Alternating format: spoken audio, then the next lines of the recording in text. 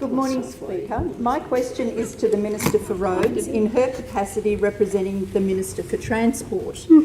Can the Minister please inform the House of the ongoing impact of the former Liberal National Government's privatisation agenda on our state's toll road network? Toll mania. Okay.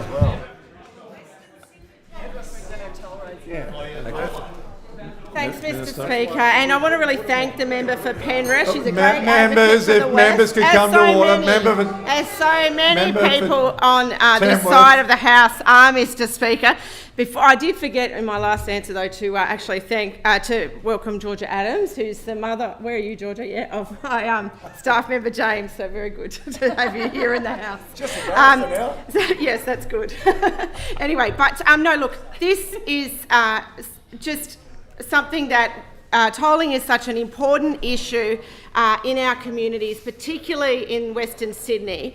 And, Sydney is one of the great global cities of the world, but when you live in this city, you do know that it is also the most tolled city in the world. And in fact, we had a premier when those opposite are in government who actually coined the name for it, toll mania. They wanted to keep tolling and tolling. And it's an objective fact. And our independent tolling review last year showed that the toll road network under them became this poorly functioning patchwork of numerous different price structures. They had 13 different toll roads, 10 different contracts, and the system was quite simply not fair, and it wasn't simple. And it also revealed, that review, that over the next 35 years, the people of Sydney will pay $195 billion to a private toll road monopoly. Now, they over there, try and pretend that they're the party of, economics and everything. Let's call it Libonomics now. This is just the sort of way they are. They save $16.8 billion because they get the private sector to build a toll road, and we're paying $195 million for it over the next 35 years. Where does that add up in anyone's? Now, this is also the party, when we think about privatisation, they just loved it. Remember how addicted they were to that? That big laundry list that we had, $82 billion of projects privatised under them. And you would say, okay, well, maybe they were, building things that were saving money. They didn't. They wasted, just straight off the top on their infrastructure projects, $22 billion. That could have been fixing roads in the regions, in the West. Could have been building 15 Could have been building any of these roads, Garfield Road East, all these, but they did nothing. They just wasted that money. They flushed it seriously down the drain, and they are an absolute failure. So it's no surprise, Mr. Speaker, that not only are the people on this side the party of the bush, we're also the party of Western Sydney. If you ask the workers' compensation position, which they don't have because they've got no idea, we're also the party of small business. We're the party of the workers because we're actually looking after psychological health. And one thing we aren't, Mr. Speaker, is we are not. If members could please come to order, I'll hear from the member for Penrith. Literally on the edge of my seat. Members, member for Bankstown.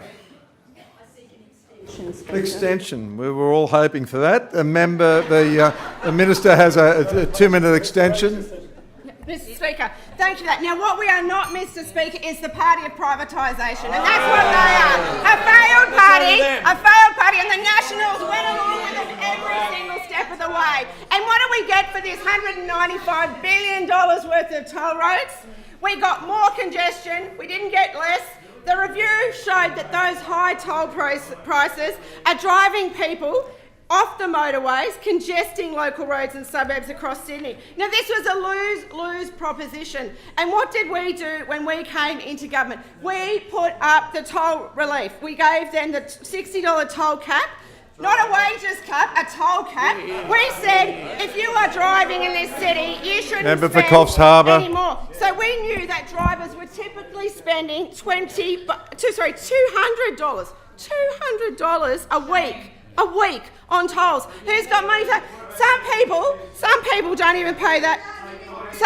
Member for Goulburn, member for Dubbo, and the member for Coffs Harbour. Look, since the cap was introduced at the beginning of last year, A number of claims Member for Coffs has Harbour, been you're paid on 2 calls. 455,000 people, 500 million people. The total claims $135 million.